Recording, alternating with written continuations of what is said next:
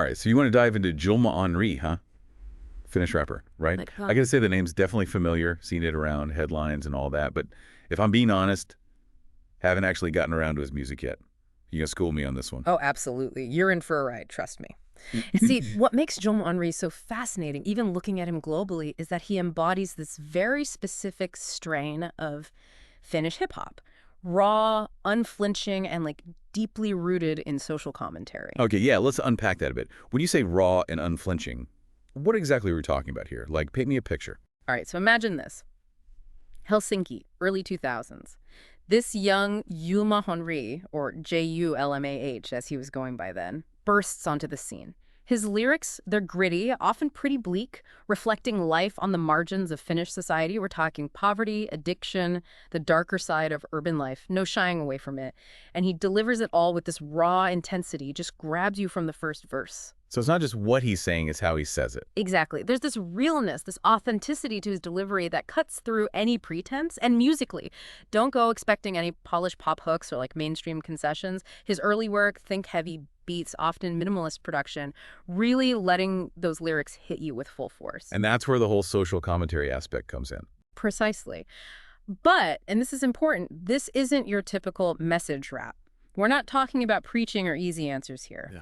Julma Henri is holding up a mirror to Finnish society, forcing listeners to confront some uncomfortable truths about their own backyard. And he does it with this dark, often sardonic humor, making that message even more potent.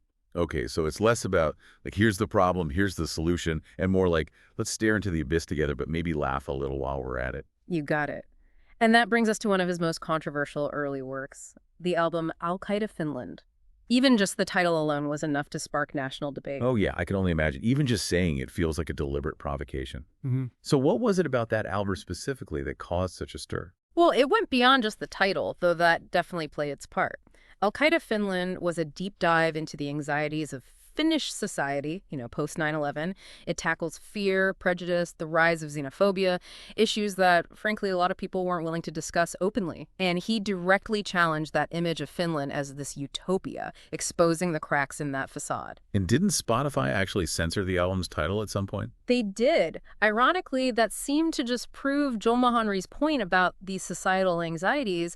They tried to silence him, and in doing so, amplified his message, the Streisand effect in action. Wow, that's wild. Okay, so we've got this artist, totally uncompromising in his vision, not afraid of a little controversy, and yet he still finds mainstream success. That's quite the balancing act. You can say that again. It's the enigma of Julma Henri, right? His later album, Eurocrack Hume, this one's a collaboration with fellow Finnish rapper RPK, actually topped the Finnish charts. And we're not talking watered-down, radio-friendly stuff either. RPK brought his own dark, atmospheric production style, complemented Julma Henri's raw lyricism perfectly. It resonated with a huge audience, proved you could be both commercially successful and artistically uncompromising. That's a really interesting point. So it's not like he had to tone it down to appeal to a wider audience. Not at all. If anything, Eurocrack Hume just solidified him as this artist who refuses to compromise, even if it means ruffling some feathers along the way. All right, so we've got raw talent, provocative themes, and a dash of controversy. What's next in the Julma Henri saga? Well, he doesn't exactly rest on his laurels, that's for sure. He dives headfirst into collaborations, and not just with anyone. We're talking some of the most interesting names in Finnish hip-hop. Asa, Steen One, Saris T, to name a few. And each one brings their own flavor to the mix. What's fascinating is how these collaborations seem to pull Julma Henri in different directions, really showcasing his versatility. All right, you've got my attention. Let's talk about those collaborations a bit more. Let's start with Asa. What was it about that partnership that clicked? Well, for one, they share this similar lyrical dexterity. Both are known for their intricate wordplay, packing layers of meaning into every verse. But beyond that, there's this shared sense of social consciousness. Both are using their platform to address injustice, challenge the status quo, their collaborations, powerful blend of lyrical skill and social commentary. And it's not just the lyrics, is it? Musically, they kind of push each other, too. You got it. One of their big ones, Ricos Recasteri 2, it blends Asa's thing for those haunting melodies with Julma Henri's raw energy. Perfect example of how their styles just click. you know? Create something new. Yeah, definitely. Okay, so that's Asa. Who else are we talking about here? You mentioned Steen one, right? Yes. And this is where it gets interesting. See, their early work together, this is back when Steen 1 still went by that name, had this electric energy, gritty, boom-bap beats, rapid-fire delivery, that shared sense of rebellion. But as Steen 1 transitioned to Seppo Lampella, embraced a more, I don't know, introspective sound, their collaborations kind of shifted too, took on a whole new dimension. Yeah, I can't even imagine the creative energy when those two get in a room together. You're telling me. Their 2024 track, Mon Pichuri, released on Julma Henri's own label, Mercy Records, it's a testament to that evolution. The song itself, it's a straight-up critique of these Finnish politicians, Riikka Purra and Petteri Orpo, accuses them of betraying the people's trust. Powerful stuff, real example of music as political dissent. And that's the one that got their label banned from TikTok for 10 years, right? Yeah. Talk about making a statement. Exactly. Sparked a whole national conversation about censorship, freedom of speech, the role of artists in society. Some praised Julma, Henri, and Lampella for their guts. Others condemned it, thought it was too much. One thing's for sure, got people talking. And that's often the mark of art that matters, right? It's interesting, though, how that ties back into what we were saying about Al-Qaeda Finland. It's like Julma Henri's got this knack for pushing buttons, sparking debate throughout his entire career. He does. And honestly, that's part of what makes him so compelling. He's not afraid to use his voice, address the uncomfortable stuff, even with the risk of backlash, censorship. He's like, I don't know, he embodies this punk rock spirit, but within Finnish hip hop, if that makes sense. Yeah, totally. Okay, so we've got the controversial side, we've got the collaborations, but you also mentioned a certain versatility to his work. There's more to him than meets the eye. Oh, absolutely. His discography, it's surprisingly diverse. For example, his 2018 album with Saris T. Kulu Kuma, that one goes deep into like the bleaker side of the human experience.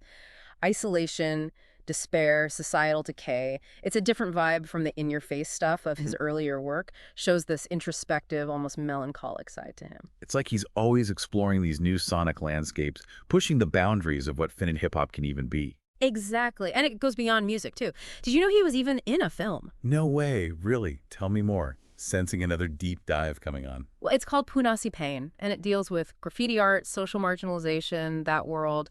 Julma Henri's performance.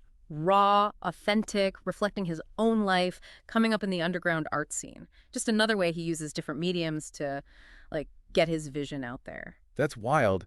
It's amazing, though, how he can move between these worlds so effortlessly. Music, film, social commentary, it speaks to like a creative restlessness, this constant need to create, explore. Totally. And that restlessness, it pops up in his own musical projects, too. Remember we were talking about RPK? Well, their journey didn't end with Eurocrack Hume.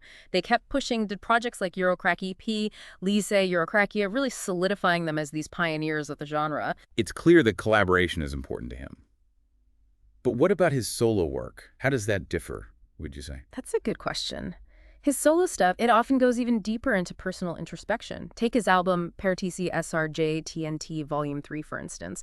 It's like this sonic journey through mental health, addiction, the search for meaning. You still hear the social commentary, but there's this vulnerability to it that's really refreshing, even heartbreaking at times. So even when he's on his own, he's not shying away from vulnerability, emotional depth. Exactly. It's that willingness, to be fierce and vulnerable, outspoken and introspective that makes him so interesting. And that's not even mentioning his rock music. Wait, hold up. Rock music. Now that's news to me. Right. Like no genre is safe. He's got this rock band, it's called The A, and their music, just as raw, unpredictable as you'd expect, experimental, loud, really drives home this idea that he can't be put in a box. He's like this constantly evolving artist, always searching, always challenging himself, his audience. Exactly. And that brings us to one of the most fascinating parts of Julma Henri's story. His ability to stay relevant, stay thought-provoking, even after 2 decades in the game. I mean, it's kind of incredible, right? Not just staying relevant, but thriving in an industry that chews people up and spits them out. What's the secret? It's got to be a few things, right? But that commitment to authenticity, never wavering from that, that's huge. Never trying to be something he's not, never sacrificing his vision for like a bigger audience. Yeah, that definitely comes through everything we talked about. Totally. And you can't discount his lyrical skill. The man's wordsmith, plain and simple. He can craft these intricate verses packed with meaning, social commentary, yet they still hit you right in the gut. He's not just rapping, he's telling stories, painting pictures. And the fearlessness, too, right? I mean, whether it's those sensitive social issues, experimenting with sound, calling out politicians by name, Julma Henri does not back down. No, he does not. That willingness to push, make people uncomfortable, that's rare. Especially these days. It's part of what makes him so important, I think, in Finnish society.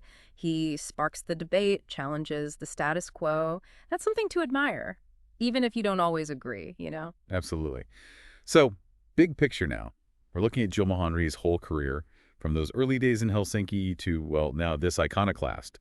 What's the takeaway? What makes this story so compelling? For me, it's that art can be a force for change. Real change. His music, it's not just entertainment, it's a reflection of society, you know, a commentary on being human. He forces us to confront the tough stuff, question what we think we know, really have a conversation. And he does it all while pushing the boundaries of what music even is. That's quite a legacy. Not just making great music, but making people think, making people talk, challenging them. That's not easy. It's not. It speaks to how powerful music can be, you know?